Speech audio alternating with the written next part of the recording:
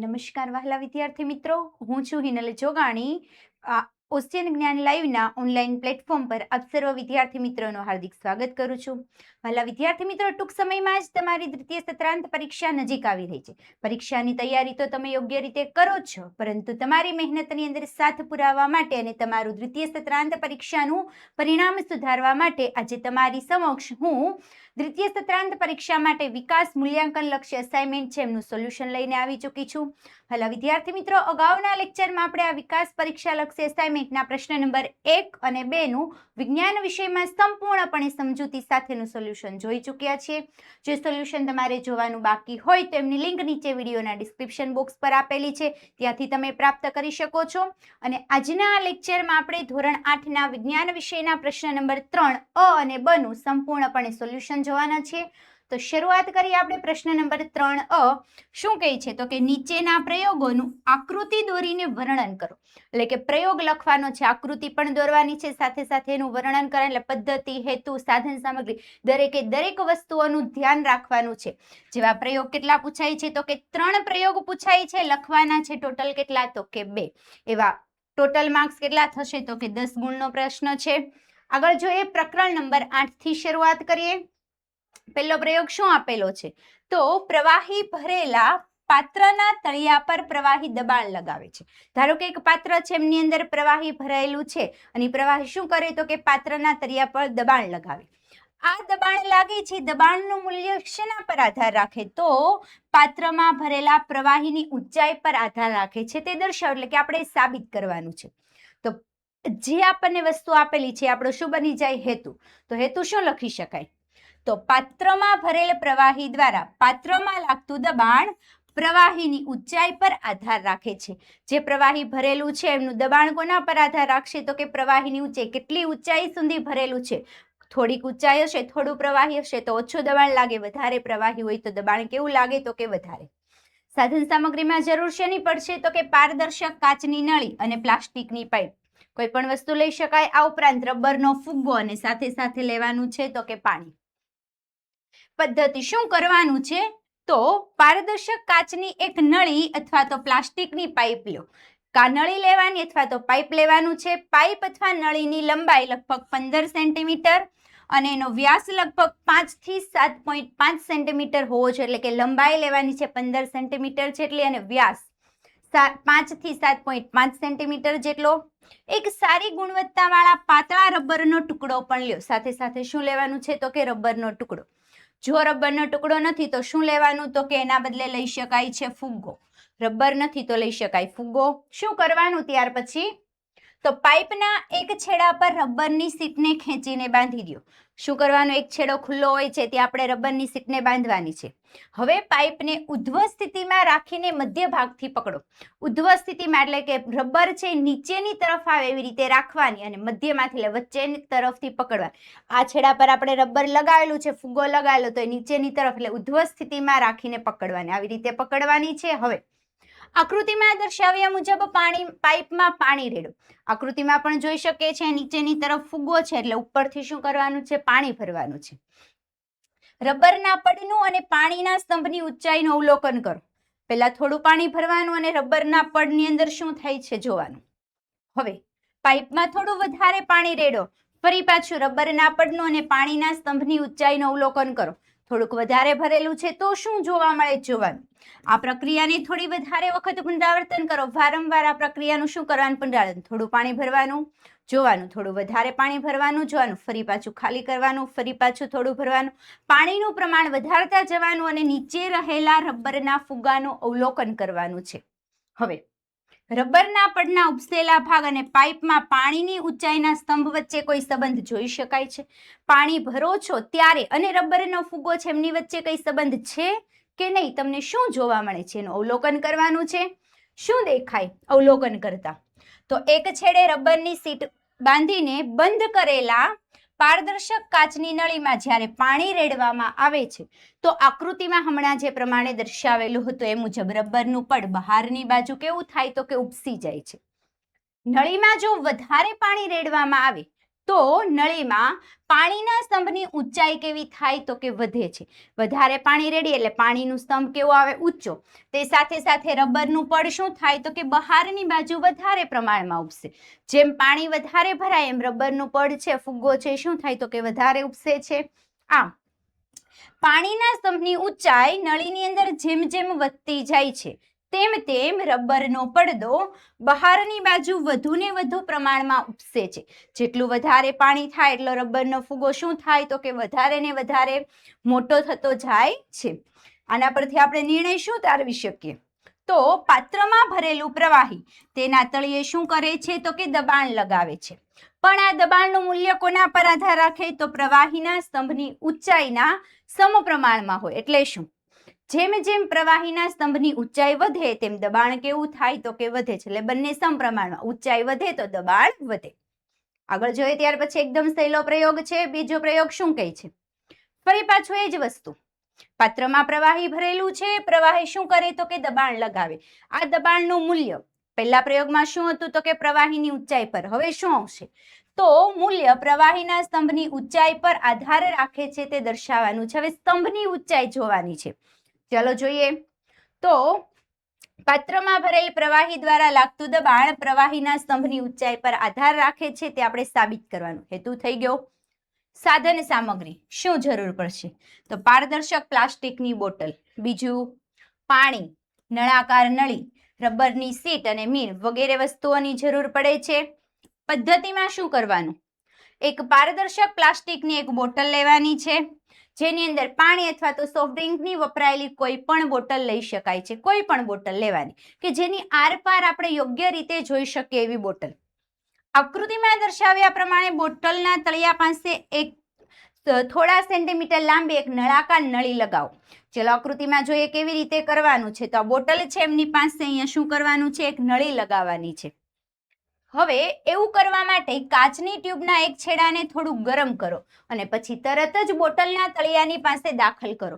એ નળાકાર નળી અથવા તો કાચની નળી છે બોટલની અંદર ફિટ કરવા માટે શું કરવાનું? તો નળીને ગરમ કરવાની. ગરમ કરો, જેવી ગરમ થાય આગળનો છેડો એટલે તરત જ બોટલના તળિયાના ભાગમાં શું કરવાની? એમને લગાવી દેવાની છે, દાખલ કરવાની. હવે જોડાણ પાસેથી પાણી લીક થતું નથી તેનું ધ્યાન રાખો. નળી અને બોટલ જોડેલી છે ત્યાં પાણી લીક નથી થતું એ વસ્તુની ખાતરી કરવાની. જો લીક થતું હોય તો મીણથી સીલ કરો. એટલે મીણ એની આસપાસ લગાડ એટલે પાણી લીક થતું હોય એને આપણે બંધ કરવાનું. હવે કાચની નળીના મોઢાને એક પાતળી રબર સીટ વડે બંધ કરો. જે નળીનો એક છેડો ખુલ્લો છે ત્યાં શું લગાવવાનું? એક રબરની સીટ લગાવવાની. હવે બોટલને પાણીથી અડધી ભરો. બોટલમાં અડધું પાણી ભરવાનું. આ સમયે કાચની નળીના મોઢા પર લગાવેલી રબરની સીટનું અવલોકન કરો. બોટલની અંદર પાણી ભરાય છે ત્યારે સાઈડમાં જે નળી લગાવી છે એના છેડા પર જે રબર લગાવેલું છે એનું શું કરવાનું? તો કે અવલોકન કરવાનું છે. એટલે અહીંયા સાઈડમાં જે ફુગ્ગો લગાવેલો છે રબર એનું જોઈએ. આગળ હવે શું થશે? અવલોકન કરતા શું જણાય છે? તો કે આકૃતિમાં દર્શાવ્યા પ્રમાણે બોટલને પાણીથી જ્યારે ભરવામાં આવે છે ત્યારે રબરની સીટ બહાર તરફ શું થાય છે? તો કે ફૂલી જાય. જે શું દર્શાવે? તો દર્શાવે છે કે પાત્રની દિવાલ પર પણ શું લાગે છે? તો કે દબાણ લાગે છે. ઊંચાઈ ઉપર આધાર રાખે પણ સાથે સાથે શું થાય? તો કે પાત્રની દિવાલ પર દબાણ લાગે. બોટલમાં જો હજુ વધારે પાણી રેડવામાં આવે તો સીટના ઉપસેલા ભાગમાં શું થાય છે? વધારો. જેવી રીતે નીચે રબરની સીટ ફૂલતી તેમ અહીંયા સાઈડમાં લગાવેલું એમાં પણ વધારો થાય છે. જે પ્રવાહી દ્વારા દિવાલ પર લાગતા દબાણમાં થતો વધારો સૂચે. એટલે પ્રવાહી દ્વારા પાત્રની દિવાલ પર જે દબાણ લાગે છે એમાં પણ શું થાય છે? તો કે વધારો. આમ આના પરથી આપણે એવો નિર્ણય તારવી શકીએ કે પાત્રમાં ભરેલ પ્રવાહી પાત્રની દિવાલો પર દબાણ લગાવે છે અને પાત્રના તળિયેથી જેમ જેમ પાણીના સ્તંભની ઊંચાઈ વધે છે તેમ દિવાલો પર લાગતા દબાણનું મૂલ્ય પણ સમપ્રમાણમાં શું થાય છે? તો કે સ્તંભની ઊંચાઈ વધે તેમ દબાણનું મૂલ્ય કેવું થાય? તો કે વધતું જાય છે. આગળ જોઈએ ત્યાર પછી નેક્સ્ટ પ્રશ્ન 3 શું કહે છે? પાત્રમાં ભરેલું પ્રવાહી એક સરખી ઊંડાઈએ એક સરખું જ દબાણ લગાવે. ધારો કે અડધી ભરેલી છે તો ત્યાં પણ દબાણ સરખું લાગે. આખી ભરો છો બોટલ કે કોઈ પણ વસ્તુ પ્રવાહી તો ત્યાં પણ દબાણ સરખું લાગે. આપણે શું કરવાનું છે તો કે દર્શાવવાનું છે. એટલે કે સરખી ઊંડાઈ હોય, સરખી ઊંચાઈ હોય ત્યારે જે દબાણ લાગે છે દરેકે દરેક દિવાલ પર, દરેકે દરેક બિંદુએ દબાણ કેવું લાગવું જોઈએ તો કે સમાન લાગે છે. શું થશે આપણો હેતુ? તો પ્રવાહી સરખી ઊંડાઈ સરખું દબાણ લગાવે છે. સાધન સામગ્રી: છિદ્રોવાળી બોટલ, પાણી પ્લેટ અને ટેબલ. પદ્ધતિમાં શું કરવાનું? પ્લાસ્ટિકની એક ખાલી બોટલ અથવા તો નળાકાર પાત્ર લ્યો. એક નળાકાર પાત્ર લેવાનું અથવા તો ખાલી બોટલ લેવાની. તમે ટેલ્કમ પાવડરનો ખાલી ડબ્બો કે સોફ્ટ ડ્રિંક્સની પ્લાસ્ટિકની બોટલનો પણ ઉપયોગ કરી શકો. કોઈ પણ પાવડરનો ડબ્બો પણ લઈ શકાય છે. આ ઉપરાંત પાણીની બોટલ કે સોફ્ટ ડ્રિંક્સની પણ બોટલ આપણે શું કરી શકીએ છીએ તો કે લઈ શકીએ છીએ. એટલે ગમે તેવી ખાલી બોટલ હોય, પારદર્શક બોટલનો ઉપયોગ કરવાનો છે. બોટલના તળિયા પાસે ચારેય દિશામાં એક સરખા 4 છિદ્ર કરો. બોટલના તળિયા પાસે ધારો કે આ બોટલ છે તો અહીં તળિયાની નજીકમાં શું કરવાનું તો કે 4 છિદ્ર, એક જ સરખા માપના છિદ્ર કરવાના છે. ધ્યાન રાખો કઈ વાતનું? છિદ્રો તળિયાથી સમાન ઊંચાઈ પર હોય. એક અહીંયા ઉપર, એક અહીંયા નીચે, એક અહીંયા, એવી રીતે નહીં. બધા છિદ્રોની ઊંચાઈ કેવી હોવી જોઈએ તો કે સમાન. શું થશે? હવે બોટલને પાણીથી ભરો. અહીંયા આકૃતિમાં દર્શાવેલું છે. એક છિદ્ર અહીંયા કરેલું છે, એક અહીંયા છે અને એક અહીંયા છે. આકૃતિમાં દર્શાવ્યા મુજબ શું કરવાનું? એમાં પાણી ભરવાનું. પાણી ભરી અને અવલોકન કરવાનું. છિદ્રોમાંથી નીકળતું પાણી સમાન અંતરે પડે છે કે નહીં તેનું પણ ધ્યાન રાખો. જે પાણી નીકળે છે કેટલા અંતર સુધી પડે છે ચારેય છિદ્રોમાંથી એ પણ અવલોકન કરવાનું છે. જો અવલોકન કરીએ તો શું જણાય છે? તો આકૃતિમાં દર્શાવ્યા પ્રમાણે બોટલના તળિયેથી એક સમાન ઊંચાઈ આવેલા એક સરખા 4 છિદ્રોમાંથી પાણીની ધારા શું થાય છે તો કે બહાર ફેંકાય. એટલે એમાંથી શું થાય છે? પાણી બહાર નીકળે છે. અને જે પાણી નીકળે છે બોટલના તળિયાથી એક સમાન અંતરે પડે છે. એટલે કે એક જ સરખા અંતરે પાણી છે દૂર પડતું હોય છે. આમ આપણે નિર્ણય તારવી શકીએ કે ચારેય છિદ્રોમાંથી બહાર આવતું પાણી બોટલના તળિયેથી એક સમાન અંતરે પડે છે. જે શું દર્શાવે? તો પાણીની ખુલ્લી સપાટીથી એક સરખી ઊંડાઈએ પાણી એક સરખું દબાણ લગાવે છે. પાણી એટલે પ્રવાહી. પ્રવાહી એક સમાન ઊંડાઈએ કેવું દબાણ લગાવે તો કે એક સમાન દબાણ લગાવતું હોય છે. આગળ જોઈએ ત્યાર પછી એકદમ સહેલી પ્રયોગ છે. પ્રયોગ નંબર 4 શું કહે છે તો કે પાત્રમાં ભરેલા પ્રવાહીનું દબાણ તેની ઊંડાઈ વધતા વધે છે. પ્રવાહીનું દબાણ કેવું હોય તો કે એમની ઊંડાઈ વધે તો દબાણ વધે એવું સાબિત કરવાનું છે. તો જોઈએ આપણે હેતુ શું કહે છે તો કે પ્રવાહીનું દબાણ ઊંડાઈ વધતા વધે છે. સવાલ ઉપરથી જે તો આપણને બનાવતા આવડે. સાધન સામગ્રીમાં જરૂર શેની પડશે? પારદર્શક પાત્ર, 3 નળાકાર ટ્યુબ, બૂચ અને પાણી. આકૃતિ એકદમ સહેલી છે, દોરી શકીએ છીએ. એક નળાકાર પાત્ર લેવાનું. શું કીધું છે? ઊંડાઈ વધતા દબાણ વધે એટલે જુદા જુદા 3 છિદ્રો બનાવવાના અલગ અલગ ઊંચાઈ પર. પાણી ભરવાનું પછી જોવાનું. ચાલો જોઈએ. આકૃતિમાં દર્શાવ્યા પ્રમાણે પાત્ર સાથે જુદી જુદી ઊંડાઈએ 3 એક સરખા વ્યાસવાળી નાની સમક્ષિતિજ ટ્યુબો A, B અને C લગાવેલી છે. અહીંયા ટ્યુબ લગાવેલી છે એવી વાત કરે. ટ્યુબ ન લગાવેલી હોય તો છિદ્ર કરવાના. હવે આ 3 ટ્યુબને બૂચ વડે બંધ કરો. 3ને બંધ કરી દેવાની. શું થશે? હવે પાત્રમાં પાણી ભરવામાં આવે અને પછી 3 બૂચને એક સાથે દૂર કરવા. પાત્રની અંદર પાણી ભરી દો અને 3 બૂચને દૂર કરવાના. બહાર નીકળતા પાણીનું અવલોકન કરો. હવે જે પાણી બહાર નીકળે ને અવલોકન કરવાનું. શું થાય? તો ટ્યુબ A માંથી બહાર આવતું પાણી પાત્રના તળિયાની નજીક પડે. A એટલે ઉપર. B માંથી જે પાણી આવે છે તેનાથી દૂર B ટ્યુબમાંનું પાણી એટલે એનું પડે છે ને એનાથી થોડું દૂર B માંથી પડે. અને C માંથી આવે છે કેવું પડે છે તો કે સૌથી વધારે પ્રમાણમાં દૂર પાણી ફેંકાય છે. આકૃતિમાં ફરી પાછા આપણે જોઈએ એટલે ખ્યાલ આવી જાય. અહીંયા ઉપર છે A, અહીંયા B અને અહીંયા C. એનું પાણી અહીંયા પડે, B નું અહીંયા અને C નું સૌથી વધારે દૂર પડે છે પાણી. આગળ જોઈએ ત્યાર પછી નેક્સ્ટ. તો A ટ્યુબ પાસે પાણીની ઊંડાઈ સૌથી ઓછી, C ટ્યુબ પાસે પાણીની ઊંડાઈ સૌથી વધારે અને A પાસે દબાણ ઓછું, તેના કારણે પાત્રના તળિયાની નજીક પાણી પડે છે. એ ઉપર છે એટલે ઊંડાઈ કેવી થાય તો કે ઓછી. પાણીની સપાટીની નજીક થાય, ઓછી છે એટલે એના ઉપર દબાણ કેવું લાગે તો કે ઓછું. C કેવું છે તો કે વધારે ઊંડાણવાળી સપાટી પર છે, વધારે ઊંડાઈમાં જાય એટલે દબાણ કેવું લાગે તો કે વધારે. વધારે દબાણ લાગે એટલે પાણી કેવું થાય તો કે વધારે દૂર ફેંકાય છે. આમ નિર્ણય શું તારવી શકીએ તો અવલોકન દર્શાવે છે કે ઊંડાઈ જેમ જેમ વધે એમ દબાણ કેવું થાય તો કે વધતું છે. ઊંડાઈ અને દબાણ બંને કેવા છે તો કે સમપ્રમાણમાં. ઊંડાઈ વધારે તો દબાણ કેવું વધારે. આગળ જોઈએ ત્યાર પછી નેક્સ્ટ. આગળ વધતા પહેલા વહાલા વિદ્યાર્થી મિત્રો ખાસ ધ્યાન આપજો. દ્વિતીય સત્રાંત પરીક્ષાની અંદર સારા માર્ક્સ મેળવવા માટે અને આપણું પરિણામ સુધારવા માટે આપણે ખૂબ જ યોગ્ય રીતે મહેનત કરીએ છીએ અને હાલમાં આપણે આ મહેનતની અંદર વધારો કરવા માટે વિકાસ પરીક્ષા લક્ષી અસાઇનમેન્ટ છે એનું સંપૂર્ણ સોલ્યુશન સમજૂતી સાથે જોઈ રહ્યા છીએ. પરંતુ આ સોલ્યુશનની જો તમારે પીડીએફ પ્રાપ્ત કરવી હોય તો પીડીએફ મેળવવા માટેની લિંક નીચે વિડીયોના ડિસ્ક્રિપ્શન બોક્સમાં આપેલી છે અથવા તો આપણી એપ્લિકેશન ઓશિયન જ્ઞાન લાઈવ અત્યારે જ ડાઉનલોડ કરો. ત્યાંથી પણ તમને આ પીડીએફ પ્રાપ્ત થઈ શકે છે. પણ આ પીડીએફ મેળવવા માટે એક વિષયના એક સોલ્યુશનની પીડીએફની કિંમત છે માત્ર ને માત્ર 150 રૂપિયા. હવે આ સોલ્યુશન આપણે તદ્દન ફ્રીમાં પ્રાપ્ત કરવું હોય તો શું કરવાનું? તો હાલમાં આપણે ધોરણ 8 ની અંદર અભ્યાસ કરીએ છીએ તો પહેલા તો આપણે એપ્લિકેશન ઓશિયન જ્ઞાન લાઈવ ડાઉનલોડ કરવાની અને જેવી પરીક્ષા આપશું એટલે ધોરણ 8 પૂર્ણ થશે અને ધોરણ 9 ની અંદર આપણે પ્રવેશ મેળવીશું. એટલે શું કરવાનું? તો હાલમાં આપણે જોઈન થવાનું એપ્લિકેશન ડાઉનલોડ કરીને ધોરણ 9 ની બ્રહ્માસ્ત્ર બેચમાં. આ બેચની અંદર જોઈન થઈએ તો આપણને શું પ્રાપ્ત થઈ શકે છે?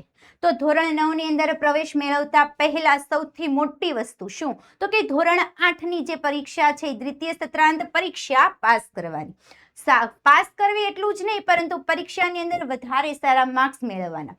તો આ સારા માર્ક્સ મેળવવા માટે અને યોગ્ય મહેનત કરવા માટે આ બ્રહ્માસ્ત્ર બેચની અંદર જો તમે જોઈન થાવ છો તો દ્વિતીય સત્રાંત પરીક્ષાની તૈયારી માટે પરીક્ષાના પેપર અને સાથે સાથે એનું સોલ્યુશન પ્રાપ્ત થાય છે. આ પેપર કેવા છે? તો પેપરથી આપણને ફાયદો થાય. કેવા છે? તો ગુજરાત સરકારની જે બ્લુપ્રિન્ટ છે બ્લુપ્રિન્ટ મુજબ તૈયાર કરવામાં આવેલા દરેકે દરેક પ્રશ્નપત્ર છે. આ ઉપરાંત બ્લુપ્રિન્ટની ઉપરાંત શું છે તો તમારી જે એકમ કસોટી છે, ત્રિમાસિક કસોટી છે, પરખ પ્રશ્ન બેંક છે, સ્વ અધ્યયન પોથી છે, દરેકે દરેક વસ્તુમાંથી યોગ્ય રીતે શોધીને લેવામાં આવેલા જે મોસ્ટ આઈએમપી પ્રશ્નો છે મોસ્ટ આઈએમપી પ્રશ્નોમાંથી તૈયાર કરેલા પેપર છે. માટે આ પેપર દરેકે દરેક વિદ્યાર્થીઓ, વાલીઓ અને શિક્ષક મિત્રો માટે ખૂબ જ ઉપયોગી છે. સાથે સાથે પેપરનું પણ સોલ્યુશન મળે છે. આ ઉપરાંત પેપર ઉપરાંત બીજું શું પ્રાપ્ત થાય છે તો કે પરીક્ષા લક્ષી જે અસાઇનમેન્ટ છે એ અસાઇનમેન્ટ પણ આપણને પ્રાપ્ત થાય છે.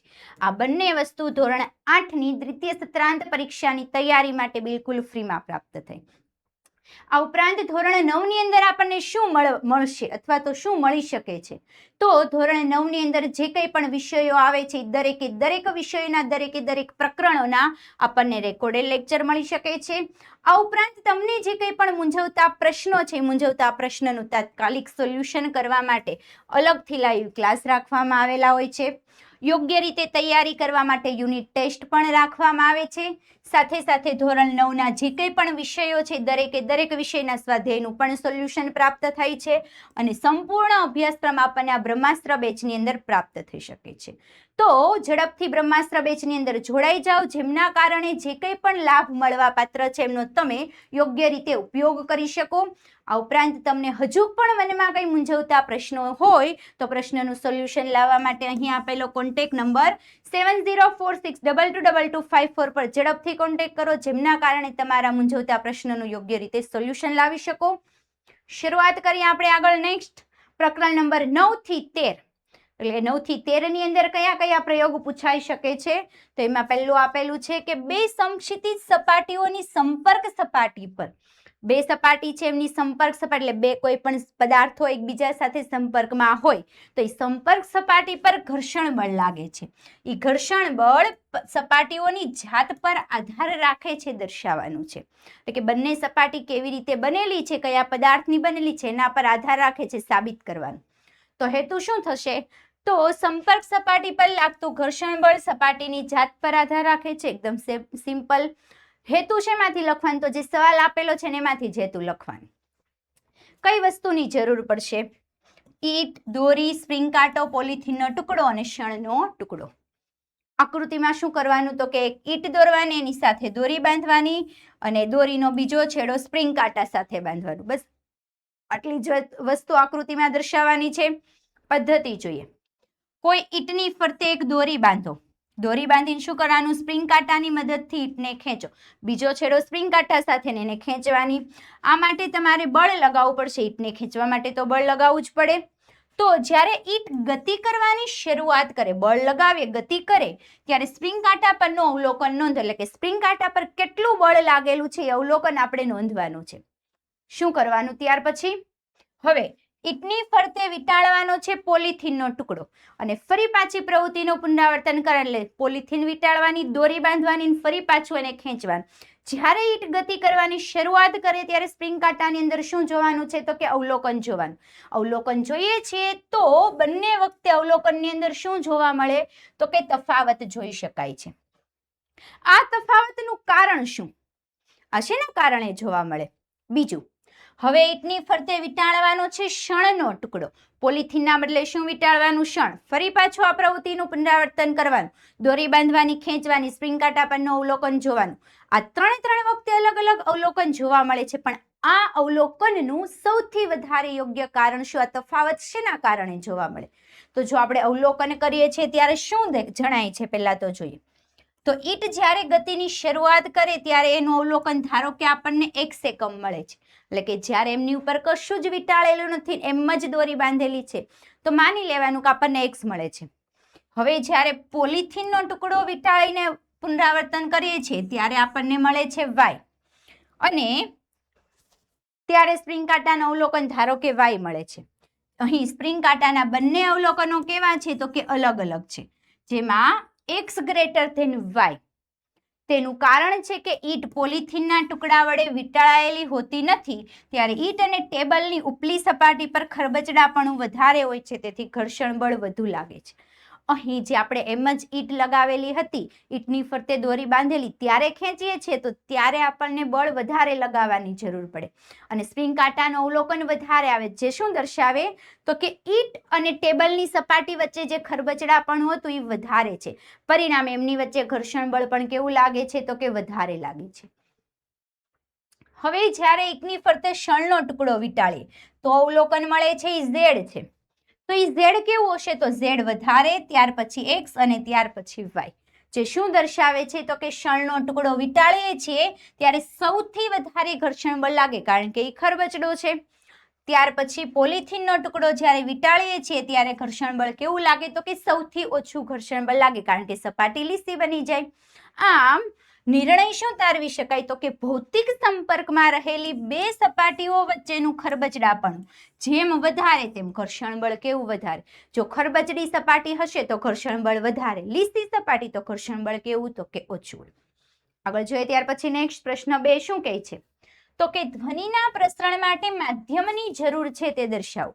કોઈ પણ ધ્વનિ છે એ ધ્વનિનું પ્રસરણ થવું હોય તો માધ્યમની જરૂર પડે છે. આ વસ્તુ સાબિત કરવાનો તો આપણો હેતુ એક થયો, ધ્વનિ પ્રસરણ માટે માધ્યમ જરૂરી છે. સાધન સામગ્રી શું જરૂર પડશે? તો કે કાચનો ગ્લાસ અને સેલ ફોન. પદ્ધતિમાં શું કરવાનું? તો કે ધાતુ કે કાચનો એક ગ્લાસ લો. એક ગ્લાસ લેવાનું, ખાતરી કરો કે તે કોરો છે, એટલે કે એમની અંદર કશું જ વસ્તુ નથી, પાણીનું એક પણ બૂંદ હોવું જોઈએ. એટલે કે યોગ્ય રીતે આપણે જોવાનું છે કે આખો ગ્લાસ કેવો છે? તો કે કોરો છે. તેમાં સેલ ફોન મૂકો. સેલ ફોન એટલે આપણો મોબાઈલ ફોન મૂકીએ. તમારા મિત્રને બીજા સેલ ફોનથી આ સેલ ફોન પર રિંગ કરવાનું કહો, એટલે કે તમને ફોન કરવાનું કહેવાનું છે અને જે રિંગ સંભળાય છે એમનું ધ્યાનપૂર્વક સાંભળવાનું છે, અવલોકન કરવાનું છે. હવે શું કરવાનું? તો કે ગ્લાસની ધારને તમારા હાથ વડે ઘેરો. પહેલા તો ધારો કે આ ગ્લાસ છે, આની અંદર આપણે ફોન મૂકેલો છે, જે અવાજ આવે છે, આપણને બીજો મિત્ર ફોન કરે છે ત્યારે રિંગ સંભળાય છે, સાંભળવાની. હવે ગ્લાસ છે એમને આપણા હાથ વડે ઘેરવાની છે, એટલે ઉપરનો જે ખુલ્લી સપાટી છે ને બંધ કરવાની છે. તમારા મોંને તમારા હાથોની વચ્ચેની જગ્યા ઉપર મૂકો અને મિત્રને ફરી રિંગ કરવાનું કહો. ગ્લાસમાંથી હવા ચૂસતા રિંગ સાંભળવાની છે, એટલે કે આપણે બે હાથ વડે આવી રીતે ગ્લાસ બંધ કરવાનો, વચ્ચે મૂકવાનું મોં અને અંદરની હવા આપણે ખેંચવાની છે અને ત્યાર પછી જે અવાજ આવે છે અવાજ સાંભળવાનો છે. ત્યાર પછી આકૃતિમાં જો દર્શાવેલું છે, પહેલા તો ગ્લાસની અંદર એમ જ સેલ ફોન મૂકેલો છે, બીજું શું કરેલું છે? તો હાથ મૂકીને હવા ખેંચતો હોય તમારી જેવડો બાળક, એવી આકૃતિ તો બે આકૃતિ દોરવાની. ત્યાર પછી જેમ તમે હવા ચૂસો છો એટલે હવાને ખેંચો છો એમ અવાજ કેવો થાય? દુર્બળ, એટલે કે ધીમો થતો જાય છે. ગ્લાસને તમારા મોંથી દૂર કરો એટલે આપણે જે હવા ખેંચેલી છે એ આપણે મોઢું દૂર લઈ લેવાનું, ગ્લાસ ખુલ્લો કરી દેવાનો. શું ફરીથી મોટો ધ્વનિ સંભળાય છે? એટલે ફરી પાછો તમને મોટો અવાજ સંભળાય. ગ્લાસમાં ઘટી રહેલી હવાની માત્રાને રિંગની ઘટી રહેલી પ્રબળતા સાથે કંઈક સંબંધ છે. હવાની માત્રા ગ્લાસની અંદર ઘટે છે તો જે ધ્વનિ છે, જે અવાજ સંભળાય છે એમની સાથે કંઈક સંબંધ હોય એવું લાગે. જેમ હવાનું પ્રમાણ ઘટે એમ ધ્વનિનું પ્રમાણ પણ કેવું થાય છે તો કે ઘટતું જાય. જેમ હવા વધારે એમ અવાજનું પ્રમાણ પણ કેવું થાય તો કે વધતું જાય. તો હવા અને આ ધ્વનિ વચ્ચે કંઈક શું છે તો કે સંબંધ રહેલો છે. શું સંબંધ છે? તો આના પરથી આપણે શું અવલોકન કરી શકીએ? તો શરૂઆતમાં ગ્લાસમાં સેલફોનની રિંગ મોટી સંભળાય. જ્યારે આપણે હાથે નથી મૂકેલા અને હવા પણ ખેંચેલી નથી ત્યારે રિંગ મોટી સંભળાય. જેમ જેમ હવા આપણે ચૂસતા જઈએ છીએ તેમ સેલફોનની રિંગનો અવાજ ક્રમશઃ મંદ પડતો જાય એટલે કે ધીમો પડતો જાય છે અને અંદર હવાની માત્રા કેવી થાય છે તો કે ઘટતી જાય. તેથી ધ્વનિના પ્રસરણની ઘટના ધીમી પડતી જાય છે અને સંભળાતો ધ્વનિ મંદ પડતો છે એટલે અવાજ એકદમ ઓછો થતો જાય છે. ગ્લાસમાંની હવા ખૂબ જ ઓછી થઈ જાય ત્યારે સંભળાતો ધ્વનિ ખૂબ જ મંદ બની જાય છે. જેવું આપણે આપણા મોંથી આ દૂર કરીએ છીએ તરત જ એમની અંદર હવા ભરાય અને અવાજ પહેલાના જેવો કેવો સંભળાય છે તો કે મોટો અવાજ સંભળાવા લાગે છે. પરિણામે શું થાય છે તો આપણે યોગ્ય રીતે અવાજ સાંભળી શકીએ છીએ. ત્યાર પછી આગળ જોઈએ શું નિર્ણય તારવી શકીએ. તો ગ્લાસ જ્યારે સંપૂર્ણ હવાથી ભરાયેલો હોય ત્યારે રિંગની તીવ્રતા વધારે અને ગ્લાસમાં હવાની માત્રા ઘટતા ધ્વનિ મંદ પડે છે. એટલે પુરવાર થાય છે કે રિંગની ઘટી રહેલી પ્રબળતા ગ્લાસમાં ઘટી રહેલી હવાની માત્રા સાથે સીધો સંબંધ ધરાવે છે. તો આપણે શું નિર્ણય કરી શકીએ? તો ધ્વનિના પ્રસરણ માટે માધ્યમની જરૂર છે. હવા પણ શું છે તો કે એક પ્રકારનું માધ્યમ છે. પરિણામે હવા જ્યારે સંપૂર્ણ દૂર થાય એટલે કે ગ્લાસની અંદર જ્યારે શૂન્ય અવકાશ ઉત્પન્ન થઈ જાય ત્યારે ધ્વનિનું પ્રસરણ થઈ શકતું નથી. એટલે આપણે કહીએ છીએ કે ધ્વનિના પ્રસરણ માટે માધ્યમ જરૂર છે. માધ્યમ ઘન, પ્રવાહી કે વાયુ કોઈ પણ પ્રકારનું હોઈ શકે પણ શૂન્ય અવકાશ હોય ત્યારે ધ્વનિનું પ્રસરણ થઈ શકતું નથી. આગળ જોઈએ ત્યાર પછી નેક્સ્ટ પ્રશ્ન શું કહે છે તો કે પાણીમાંથી વિદ્યુત પ્રવાહ પસાર કરી વિદ્યુત પ્રવાહની રાસાયણિક અસર સમજવી. એટલે કે પાણીની અંદરથી વિદ્યુત પ્રવાહ પસાર કરવાનો છે ને શું અસર થાય છે આપણે યોગ્ય રીતે સમજવાનું છે. તો હેતુ શું થશે તો વિદ્યુત પ્રવાહ પસાર થતા ઉત્પન્ન થતી રાસાયણિક અસરનો અભ્યાસ કરવો. સાધન સામગ્રીમાં શેની જરૂર પડે છે તો જરૂર પડે છે નકામા વિદ્યુત કોષ. એટલે કે જે વિદ્યુત કોષની આપણને જરૂર નથી, જે બિનજરૂરી કોષ એટલે કે આપણે સેલ કહીએ છીએ એવા.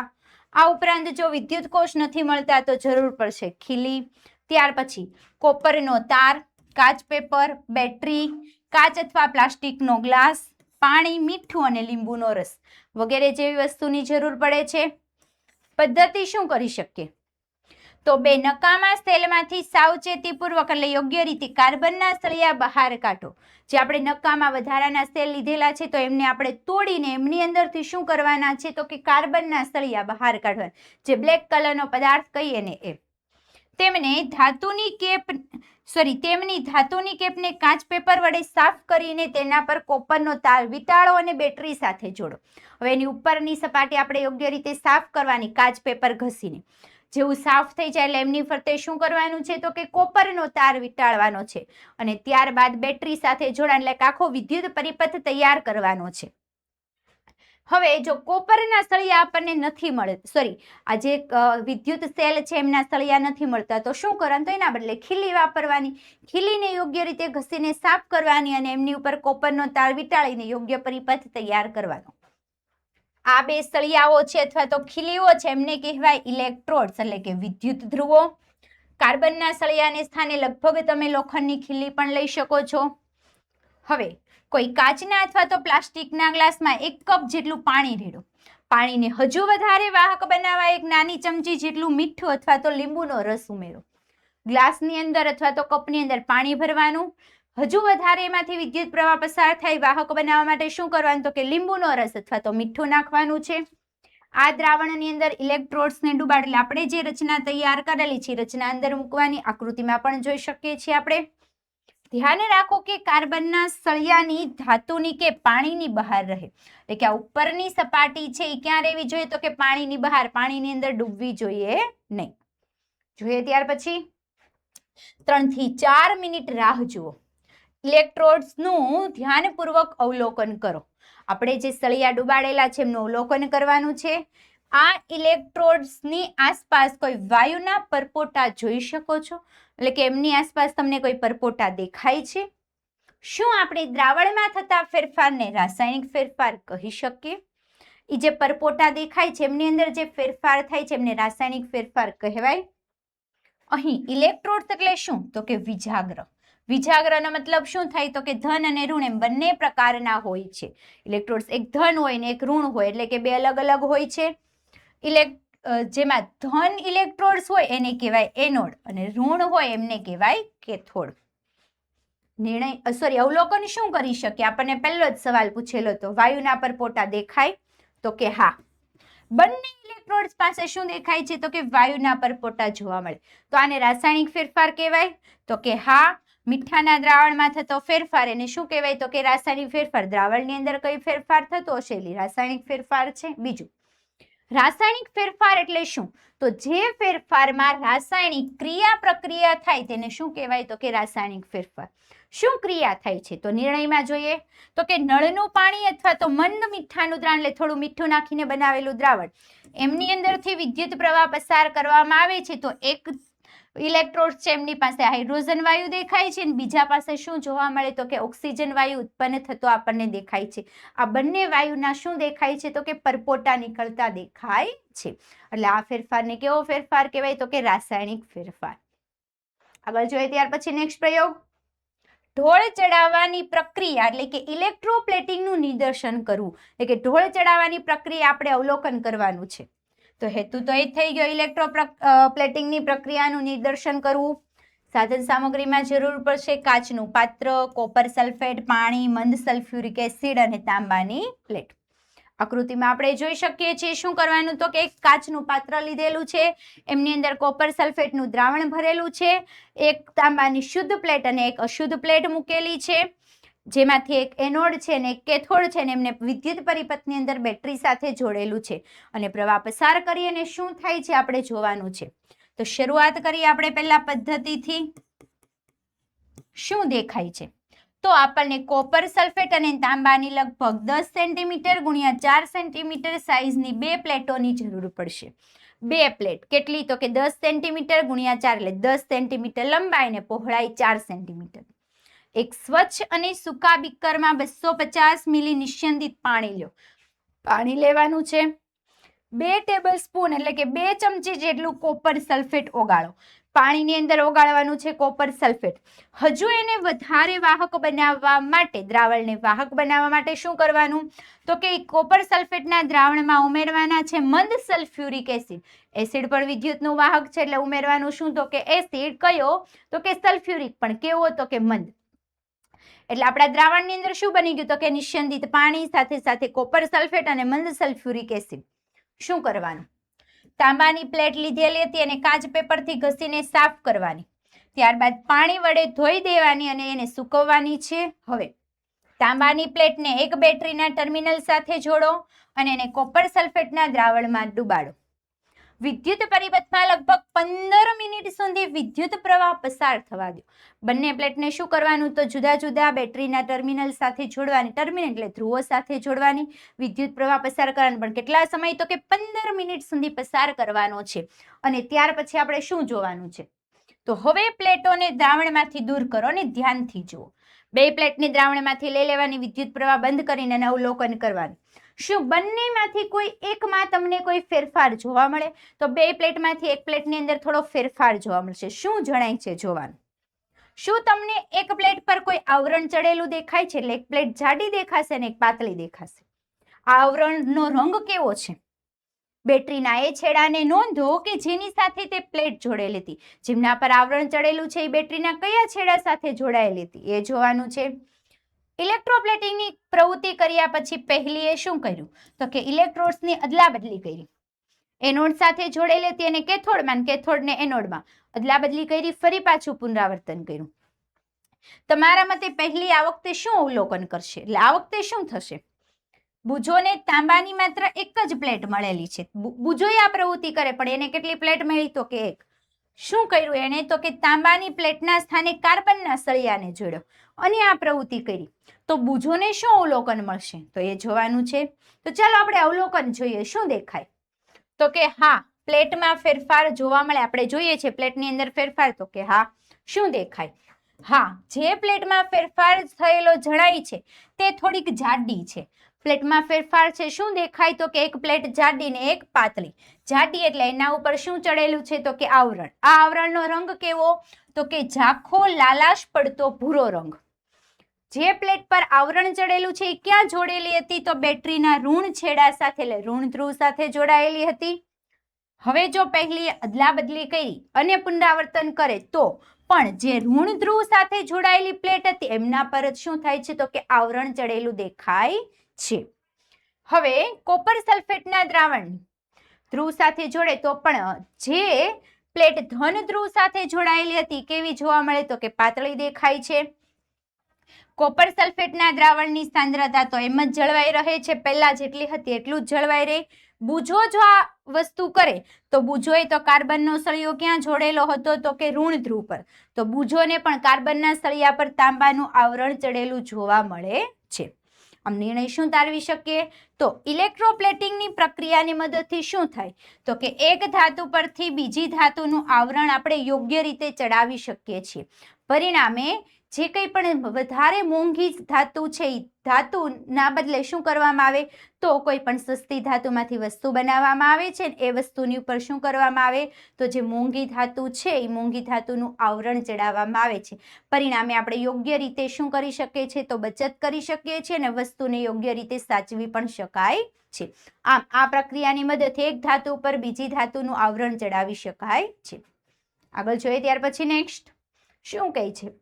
તો કે લીંબુનો રસ અને વિનેગરનું દ્રાવણ વિદ્યુતનું વહન કરે છે તે નક્કી કરવાનું છે.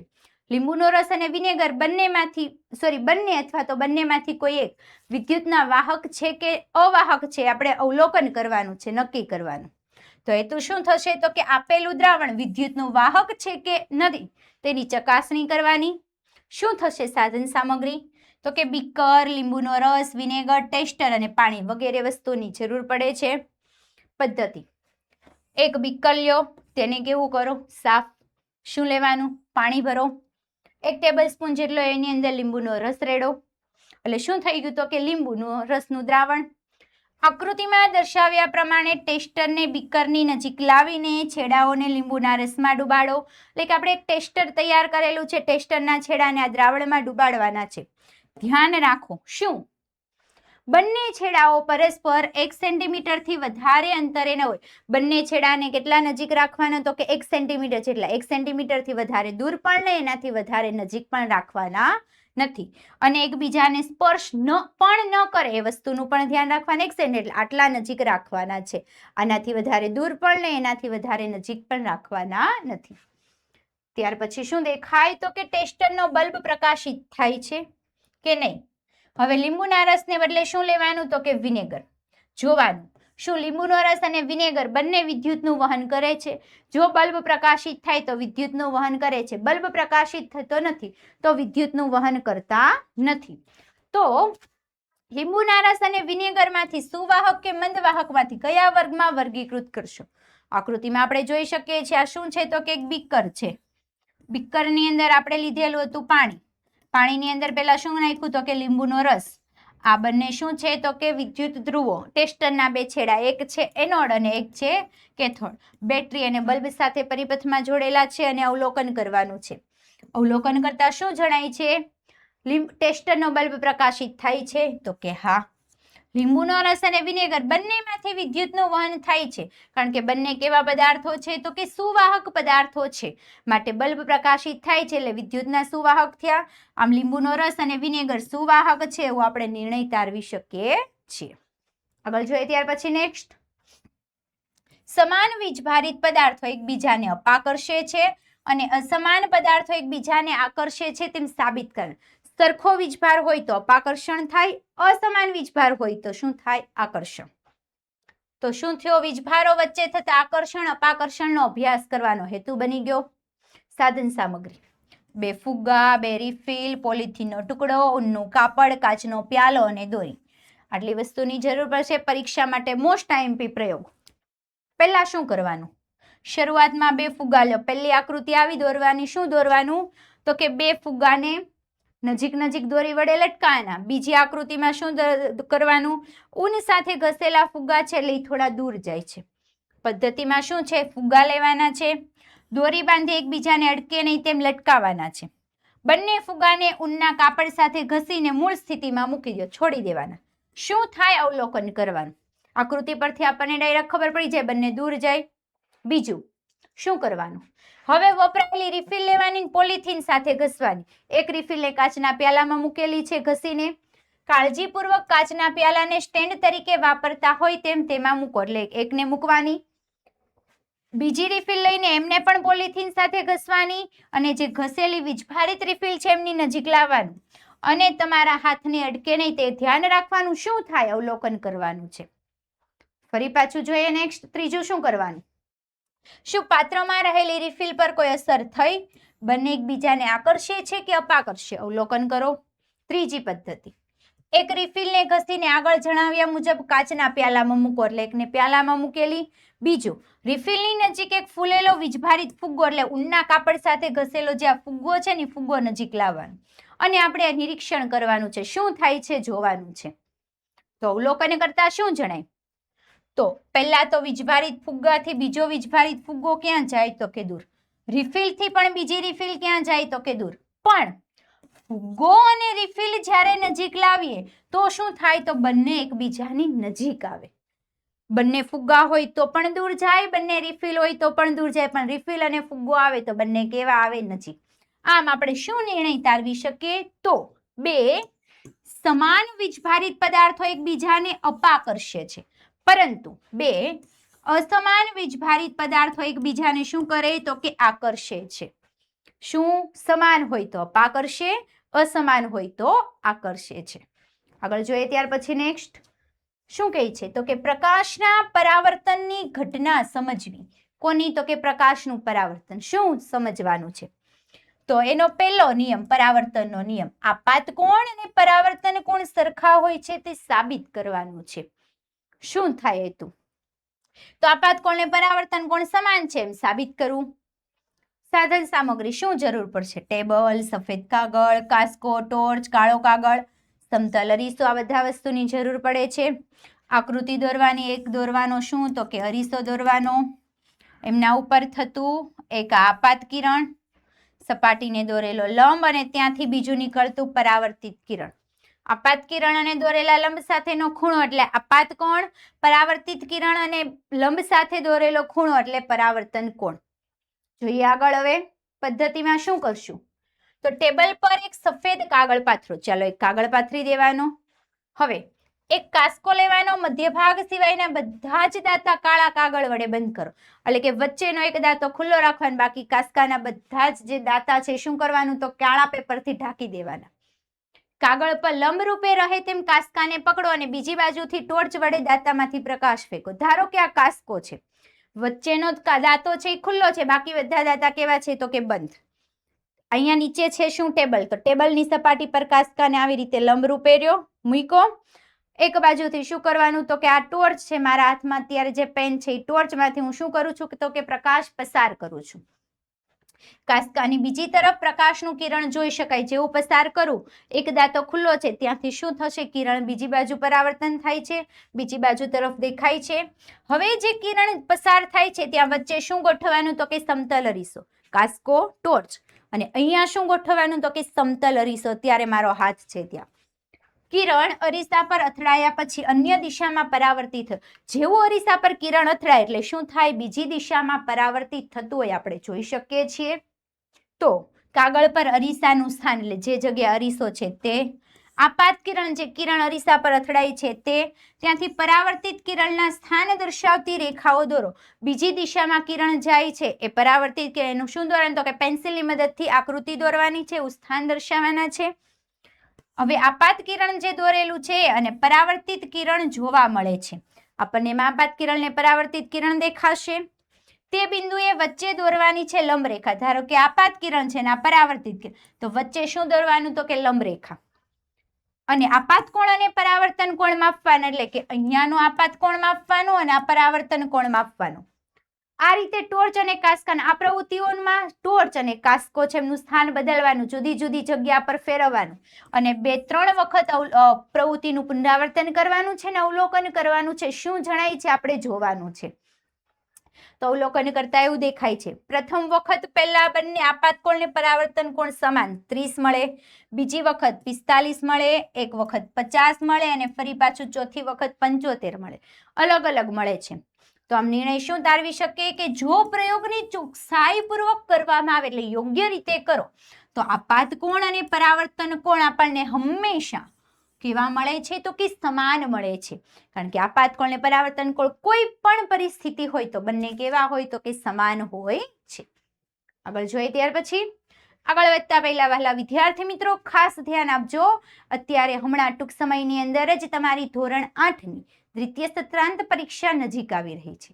પરીક્ષાની અંદર સારા માર્ક્સ મેળવવા માટેની યોગ્ય રીતે તૈયારી કરવા માટે હાલમાં આપણે વિકાસ પરીક્ષા લક્ષી અસાઇનમેન્ટનું સંપૂર્ણ સમજૂતી સાથેનું સોલ્યુશન જોઈ રહ્યા છીએ. પરંતુ આ સોલ્યુશન અત્યારે હાલમાં આપણે વિડીયો ફોર્મેટમાં જોઈ રહ્યા છીએ. જો આ તમારે પીડીએફ સ્વરૂપમાં જોઈતું હોય તો પીડીએફ મેળવવા માટેની લિંક નીચે વિડીયોના ડિસ્ક્રિપ્શન બોક્સમાં આપેલી છે અથવા તો આપણી એપ્લિકેશન ઓશિયન જ્ઞાન લાઈવ અત્યારે જ ડાઉનલોડ કરો, ત્યાંથી પણ તમને આ પીડીએફ પ્રાપ્ત થઈ શકે છે. પણ એક વિષયના એક સોલ્યુશનની પીડીએફ મેળવવાની કિંમત છે માત્ર ને માત્ર 150 રૂપિયા. હવે આ સોલ્યુશન જો આપણે તદ્દન ફ્રીમાં પ્રાપ્ત કરવું હોય તો એ પણ મળી શકે છે. પણ કેવી રીતે? તો હાલમાં આપણે ધોરણ 8ની અંદર અભ્યાસ કરીએ છીએ તો પહેલા તો એપ્લિકેશન ડાઉનલોડ કરીને ધોરણ 8ની પરંતુ ધોરણ 9ની બ્રહ્માસ્ત્ર બેચની અંદર જોઈન થવાનું. જો આ બેચની અંદર જોઈન થઈએ તો આપણને કઈ કઈ વસ્તુ પ્રાપ્ત થઈ શકે છે? તો બ્રહ્માસ્ત્ર બેચની અંદર જોઈન થઈશું તો ધોરણ 8ની અંદર દ્વિતીય સત્રાંત પરીક્ષાની તૈયારી કરવા માટે યોગ્ય રીતે પેપર અને સાથે સાથે એમનું સોલ્યુશન પ્રાપ્ત થાય છે. આ ઉપરાંત પરીક્ષાના જે અસાઇનમેન્ટ છે અસાઇનમેન્ટનું પણ સોલ્યુશન પ્રાપ્ત થાય છે. આ પેપર અને અસાઇનમેન્ટનું સોલ્યુશન આપણને ધોરણ 8નું કેવું પ્રાપ્ત થાય છે તો કે તદ્દન ફ્રી. આ ઉપરાંત જો બ્રહ્માસ્ત્ર બેચની અંદર જોઈન થયેલા છીએ તો શું પ્રાપ્ત થશે તો કે ધોરણ 9ની અંદર જે કંઈ પણ વિષયો આવે છે એ દરેક વિષયોની અંદર આવતા દરેક પ્રકરણોના આપણને રેકોર્ડેડ લેક્ચર પ્રાપ્ત થશે. આ ઉપરાંત તમને જે કંઈ પણ મૂંઝવતા પ્રશ્નો છે મૂંઝવતા પ્રશ્નોનું સોલ્યુશન લાવવા માટે લાઈવ ક્લાસ રાખવામાં આવેલા છે. યુનિટ ટેસ્ટ પણ રાખવામાં આવેલી છે. સાથે સાથે બધા જ વિષયના સ્વાધ્યાયના સોલ્યુશન પણ પ્રાપ્ત થવાના છે. આ ઉપરાંત ઘણી બધી વસ્તુઓ તમને પ્રાપ્ત થવાની છે. તો ઝડપથી બ્રહ્માસ્ત્ર બેચની અંદર જોઈન થઈ જાઓ, જેમના કારણે જે કંઈ પણ વિશેષતાઓ છે એ દરેક વિશેષતાનો તમે યોગ્ય રીતે લાભ લઈ શકો. આ ઉપરાંત હજુ પણ તમારા મનમાં કંઈક પ્રશ્નો છે, મૂંઝવતા પ્રશ્નો છે, પ્રશ્નોનું જો નિરાકરણ લાવવું છે તો અહીં આપેલો કોન્ટેક્ટ નંબર 7046222254 પર કોન્ટેક્ટ કરો, જેમના કારણે મૂંઝવતા પ્રશ્નનું યોગ્ય રીતે સોલ્યુશન લાવીને તમારા પરીક્ષાનું જે પરિણામ છે દ્વિતીય સત્રાંત પરીક્ષાનું પરિણામ યોગ્ય રીતે તમે સુધારી શકો છો. આગળ જોઈએ ત્યાર પછી નેક્સ્ટ શરૂ કરીએ. પ્રશ્ન નંબર 3બ શું છે તો કે વૈજ્ઞાનિક કારણો આપો. કેટલા પ્રશ્ન પૂછાય છે તો ટોટલ પૂછાય છે 4. લખવાના કેટલા તો કે 3. કેટલા ગુણ થશે તો કે એના 6 ગુણ છે. શરૂઆત કરીએ પ્રકરણ નંબર 7 થી. શું કીધું તો કે પિટ્યુટરી ગ્રંથિને સર્વોપરી ગ્રંથિ માનવામાં આવે. પિટ્યુટરી ગ્રંથિ એટલે સર્વે સર્વા બધી જ વસ્તુ આવી ગઈ. એવું શા માટે કહેવાય તો ખ્યાલ છે આપણને, કારણ કે આ ગ્રંથિ કોની સાથે જોડાયેલી તો કે મગજની સાથે જોડાયેલી કેવી ગ્રંથિ છે? અંતઃસ્ત્રાવી ગ્રંથિ છે. એટલે મગજની સાથે જોડાયેલી અંતઃસ્ત્રાવી ગ્રંથિ છે. આ ગ્રંથિમાંથી જે કંઈ પણ અંતઃસ્ત્રાવો સ્રવે છે એ જનનપિંડ એટલે કે શુક્રપિંડ અને અંડપિંડને અંતઃસ્ત્રાવ ઉત્પન્ન કરવા માટે ઉત્તેજિત કરે, એટલે બંનેમાંથી અંતઃસ્ત્રાવ ઉત્પન્ન કરવા માટે મદદ કરે છે. આ ઉપરાંત થાઇરોઇડ તેમજ એડ્રિનલ ગ્રંથિ પિટ્યુટરી ગ્રંથિ દ્વારા સ્રવિત થતા અંતઃસ્ત્રાવના માધ્યમ દ્વારા મળતા આદેશ મુજબ જ પોતાના અંતઃસ્ત્રાવો મુક્ત કરે. એટલે કે થાઇરોઇડ ગ્રંથિ અને એડ્રિનલ ગ્રંથિને પણ અંતઃસ્ત્રાવ મુક્ત કરવા માટે આદેશ કોણ આપે તો કે પિટ્યુટરી ગ્રંથિ. પિટ્યુટરી ગ્રંથિના સ્ત્રાવ વડે થાઇરોઇડ, એડ્રિનલ તેમજ જનનપિંડના સ્ત્રાવોનું નિયમન થાય. આમાં 3 ગ્રંથિના સ્ત્રાવનું નિયમન પિટ્યુટરી ગ્રંથિ કરે છે. માટે આ ગ્રંથિને શું કહેવાય તો કે સર્વોપરી ગ્રંથિ કહેવાય. બધાનું જ નિયંત્રણ કરે છે. આથી આગળ જોઈએ નેક્સ્ટ. તરુણ વયની વ્યક્તિમાં ચહેરા પર ખીલની સમસ્યા સર્જે. તરુણ વય એટલે તમારી જેવડા બાળકો, તમારા ચહેરા પર હાલના સમયની અંદર ખીલ નીકળવાની સમસ્યા સૌથી વધારે આવું શેના કારણે બને?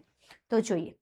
તો તરુણાવસ્થાની અંદર સૌપ્રથમ બે ગ્રંથિ, પ્રસ્વેદ ગ્રંથિ અને તેલ ગ્રંથિઓ વધારે પડતી ક્રિયાશીલ થઈ જાય, એટલે કે વધારે કાર્ય કરવા લાગે. પરિણામે પ્રસ્વેદ ગ્રંથિ અને તેલ ગ્રંથિઓના સ્ત્રાવ વધી જાય છે, જેમના કારણે ચહેરા પર જો એમનું પ્રમાણ વધે તો તરુણ વયની વ્યક્તિમાં ખીલની સમસ્યા સર્જાય છે. આગળ જોઈએ ત્યાર પછી નેક્સ્ટ. દેડકામાં થાઇરોઇડ ગ્રંથિને વિશેષ મહત્વ છે. શા માટે આવું? તો દેડકામાં કાયાંતરણ અંતઃસ્રાવની અસર હેઠળ થાય છે. અંતઃસ્રાવની અસર હેઠળ શું થાય છે? તો કે કાયાંતરણ એટલે શું? તો ટેડપોલ છે એમાંથી દેડકામાં રૂપાંતર થવાની ક્રિયા. દેડકાનું બચ્ચું જે નાનું હોય છે ત્યારે એને કહેવાય ટેડપોલ, એમાંથી પુખ્ત દેડકો બને તો એ ટેડપોલમાંથી દેડકાનું રૂપાંતર થવાની ક્રિયા છે કોના દ્વારા થાય? તો કે થાઇરોઇડ ગ્રંથિ દ્વારા સ્ત્રવિત થાઇરોક્સિન અંતઃસ્રાવને કારણે થાય છે. તો ટેડપોલ જે કંઈ પણ પાણીમાં વૃદ્ધિ કર્યા હોય તેમાં પર્યાપ્ત માત્રામાં જો આયોડીન ન હોય, આયોડીન યોગ્ય રીતે નથી તો થાઇરોક્સિનનું ઉત્પાદન કેવું થાય? તો કે અટકી જાય. આયોડીન યોગ્ય રીતે મળે તો જ થાઇરોક્સિન પ્રાપ્ત થાય. આથી થાઇરોક્સિનના અભાવે ટેડપોલમાંથી પુખ્ત દેડકામાં રૂપાંતર થતું નથી. માટે દેડકાની અંદર થાઇરોઇડ ગ્રંથિનું શું છે? તો કે વિશેષ મહત્વ છે. આગળ જોઈએ ત્યાર પછી નેક્સ્ટ. જન્મ પહેલા શિશુના લિંગનું નિશ્ચયન પિતાના રંગસૂત્ર દ્વારા થાય. આવું શા માટે? તો આ તો એકદમ સહેલો સવાલ, પરીક્ષા માટે આઈએમપી અને આવડે એવો. તો પહેલા તો શું આવશે? તો કે મનુષ્યમાં 23 જોડ રંગસૂત્ર. જેટલું અંડરલાઈન કરું ને એટલું યાદ રાખશો ને તો પણ આવડી જશે. કેટલા રંગસૂત્રો? તો કે 23 જોડ. જેમાંથી લિંગી રંગસૂત્ર કેટલા? તો કે 1 જોડ. જેમાં માદાની અંદર કેવા હોય? તો કે બંને X, નરમાં કેવા હોય? તો કે બંને Y. અફલિત અંડકોષ જેમનું ફલન નથી થયેલું એવા અફલિત અંડકોષમાં હંમેશા એક X રંગસૂત્ર જોઈએ, કારણ કે માદામાં X જ છે. પરંતુ શુક્રકોષમાં શું હોય? તો કે એક X અને બીજું કેવું? Y. હવે X રંગસૂત્ર ધરાવતો શુક્રકોષનું ફલન થાય તો જે ફલન બને છે આખો કોષ બને એમાં કેવા આવે? તો કે બંને XX. બંને X રંગસૂત્ર બને એટલે શિશુ શેમાં વિકાસ પામે? તો કે માદા. માદામાં વિકાસ પામે એટલે કોણ જન્મે છે? તો કે છોકરી. હવે જો Y રંગસૂત્ર ધરાવતો શુક્રકોષ નું ફલન થાય તો શું બને? તો કે XY લિંગી રંગસૂત્ર બને. એટલે શેમાં પરિણમે? તો કે નર, એટલે શોનો જન્મ થાય? તો કે છોકરાઓનો. આમ જન્મ પહેલા શિશુના લિંગનું જે નિશ્ચયન છે કે છોકરો જન્મશે કે છોકરી, એટલે કે નર છે કે માદા, એ કોના ઉપર આધાર રાખે છે? સંપૂર્ણપણે પિતાના લિંગી રંગસૂત્ર ઉપર. પિતામાંથી X પ્રાપ્ત થાય તો નર, તો માદા, અને પિતામાંથી Y પ્રાપ્ત થાય તો શું બને છે? તો કે નર બને છે. આગળ જોઈએ ત્યાર પછી નેક્સ્ટ પ્રકરણ નંબર 8 અને 9 શું કહે છે? તો રમતવીરો ખીલીઓ વાળા બૂટ પહેરે છે. શા માટે? તો ખીલીઓ વાળા બૂટ પહેરવાથી શું થાય? તો કે જમીન સાથેની બૂટની પકડ કેવી થાય? મજબૂત થાય. પરિણામે બૂટ અને જમીન વચ્ચેનું ઘર્ષણ બળ વધી જાય. આથી રમતી વખતે જે લપસી જવાનો ભય છે એ રહેતો નથી. માટે રમતવીરો ખીલીઓ વાળા બૂટ પહેરે છે. આગળ જોઈએ નેક્સ્ટ. લાકડાના પાટિયામાં ખીલીને અણીદાર છેડા પાસેથી ઠોકવામાં આવે. ધારો કે આ ખીલી છે, આ એનો અણીદાર છેડો ને આ પાછળની બાજુનો મોટો ભાગ, તો આ અણીદાર છેડા પાસેથી જ આપણે દિવાલની અંદર ઠોકીએ અથવા તો લાકડાના પાટિયા પર ઠોકીએ. શા માટે આવું? તો અણીદાર છેડાનું ક્ષેત્રફળ શીર્ષના છેડા કરતા કેવું હોય? નાનું. આનું ક્ષેત્રફળ ઓછું, જ્યારે પાછળના ભાગનું ક્ષેત્રફળ કેવું? વધારે. તો ક્ષેત્રફળ ઓછું છે એટલે નિશ્ચિત બળ વડે ઓછા ક્ષેત્રફળ વાળી સપાટી પર વધુ દબાણ પેદા થાય. ક્ષેત્રફળ ઓછું હોય તો આપણે દબાણ કેવું લગાવી શકીએ? થોડું બળ લગાવીએ તો પણ દબાણ વધી જાય છે. માટે લાકડાના પાટિયામાં ખીલીને શીર્ષથી ઠોકવાના બદલે અણીદાર છેડા પાસેથી ઠોકવામાં આવે તો ઓછા બળથી પણ આપણે મોટું દબાણ લગાવી શકીએ છીએ, એટલે સરળતાથી ખીલી પાટિયાની અંદર જઈ શકે છે. આગળ જઈએ ત્યાર પછી નેક્સ્ટ. કુલીઓને જ્યારે ભારે બોજ ઉપાડવાનો હોય તો પોતાના માથા પર એક કપડાને ગોળ વીંટાળીને રાખે. માથા ઉપર શું કરે? કપડું રાખે. કેવું? તો કે ગોળ વીંટાળીને. શા માટે આવું કરે છે? તો પોતાના માથા સાથેના બોજના સંપર્ક ક્ષેત્રફળને કેવું કરી દે? તો કે વધારી દે.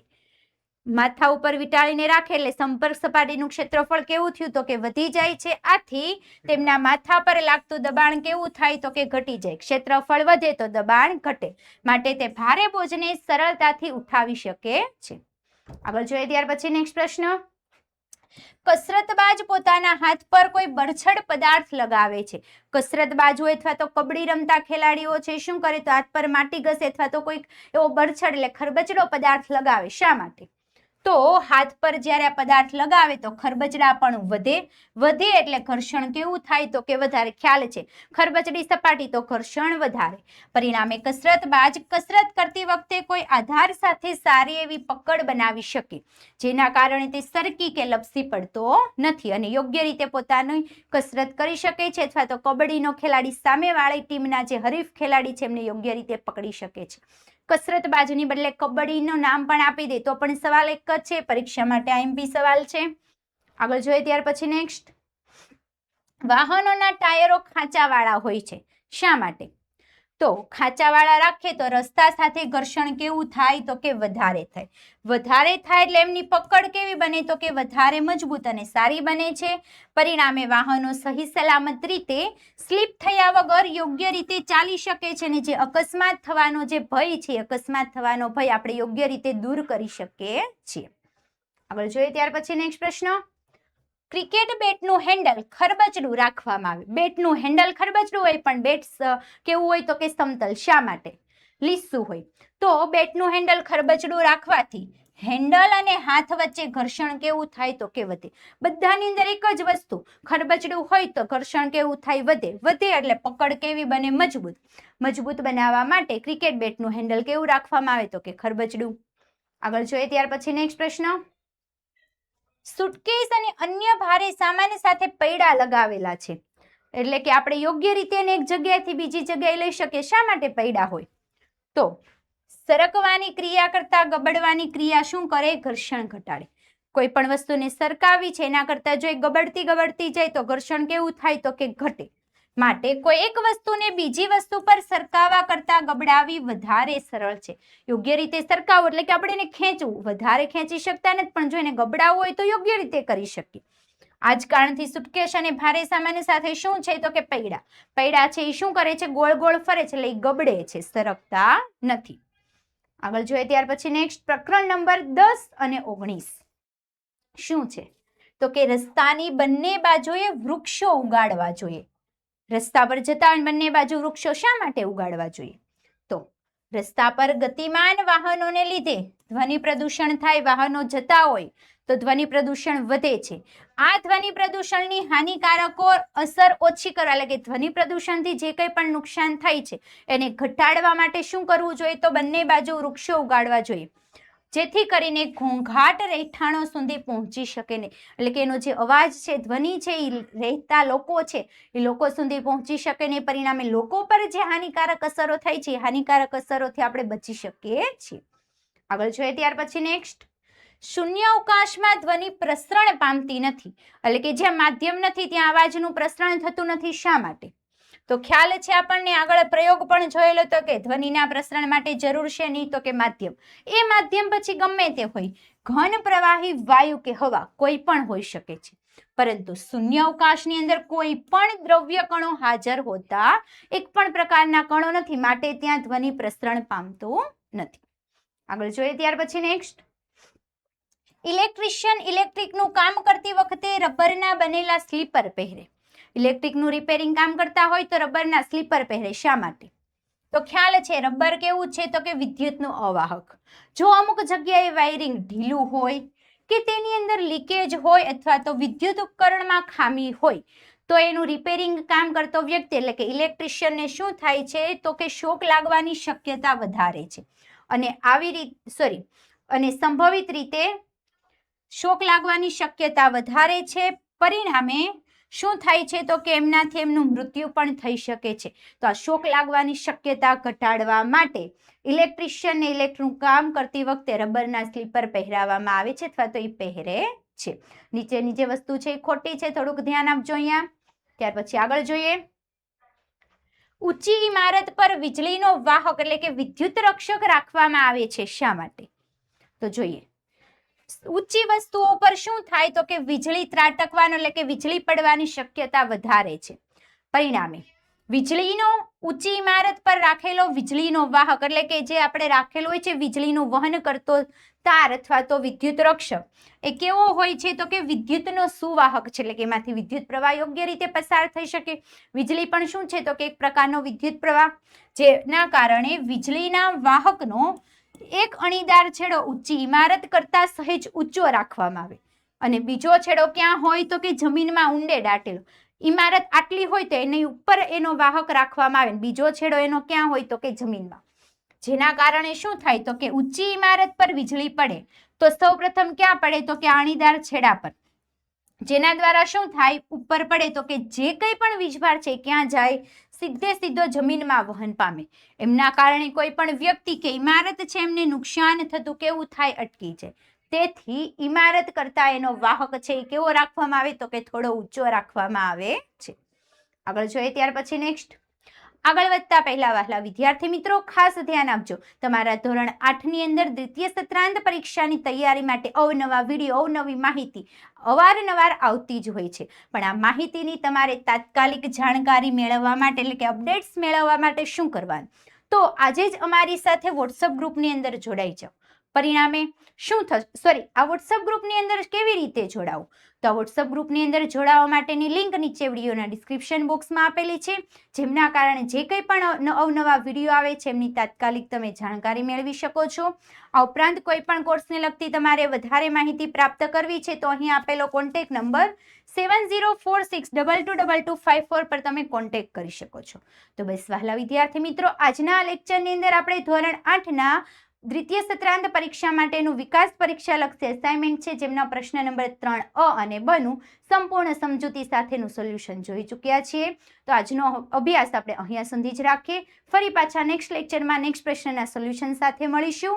ત્યાં સુધી જો તમને અમારો આજનો આ વિડીયો પસંદ આવ્યો હોય તો લાઈક કરો, તમારા જુદા જુદા મિત્રો સુધી શેર કરો અને અમારી યુટ્યુબ ચેનલમાં નવા હોય તો આજે જ ચેનલને સબસ્ક્રાઇબ કરો. અસ્તુ. જય હિન્દ.